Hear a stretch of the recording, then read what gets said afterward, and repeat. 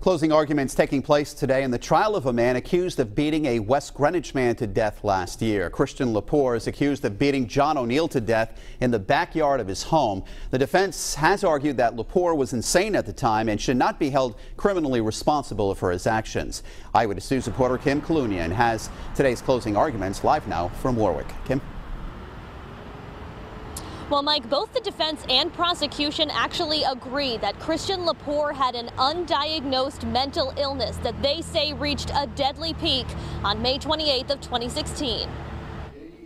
The final day in court for Christian Lepore as the defense and prosecution make their closing statements in his murder trial. What happened on May 28th was a horrible tragedy. That's the day Lepore allegedly killed 63-year-old John O'Neill outside of his West Greenwich home.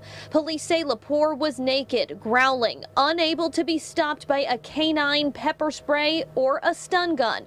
He's charged with murder in the brutal beating death of O'Neill. No one should have to meet the fate that Mr. O'Neill met on that day in such a manner. On Tuesday, Lepore's defense attorney says his client cannot be held criminally responsible for his actions that day because of his mental state. I believe the only reasonable conclusion would be not to hold Mr. Lepore criminally responsible due to the fact that he was suffering from a mental defect or disease. The prosecution recounted the horrific random attack on O'Neill, the entirety of which was heard by a 911 dispatcher. The prosecution is not disputing Lepore's mental illness, but alleges Lepore knew what he was capable of and will always be dangerous. Both doctors stated that this defendant will continue to be dangerous, and an acute psychotic episode like we saw on May 28, 2016 could happen again.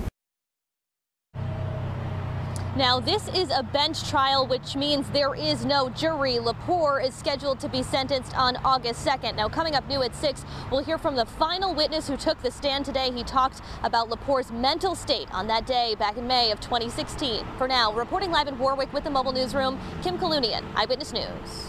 The judge will now decide whether a Richmond man accused of beating a West Greenwich man to death last year is guilty or not guilty by reason of insanity. Both sides delivered closing arguments this morning in Christian Lepore's trial. But before that, a final witness took the stand. Eyewitness News reporter Kim Kalunian has the new details on that testimony live from outside Kent County Court with the West Bay Mobile Newsroom. Kim.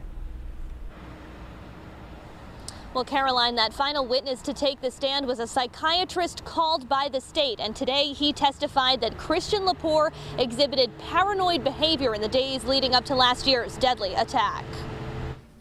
Testimony from Dr. Martin Kelly on the final day of Christian Lepore's murder trial. The psychiatrist testified Lepore exhibited paranoid behavior days before the brutal killing of 63-year-old John O'Neill. He had the sense that there were people in his house. Kelly said Lepore had no documented history of mental illness, but believes Lepore was suffering from a mental disease the day he allegedly beat O'Neill to death in the yard of his West Greenwich home. He suffered from a serious mental disease, which I characterize as an acute psychotic episode. Kelly believes Lepore lacked the capacity to conduct himself within the parameters of the law that day. The defense agrees. I believe the only reasonable conclusion would be not to hold Mr. Lepore criminally responsible. The prosecution is not disputing Lepore's mental illness, but alleges Lepore knew what he was capable of and he will always be dangerous. Acute psychotic episode like we saw on May 28, 2016 could happen again.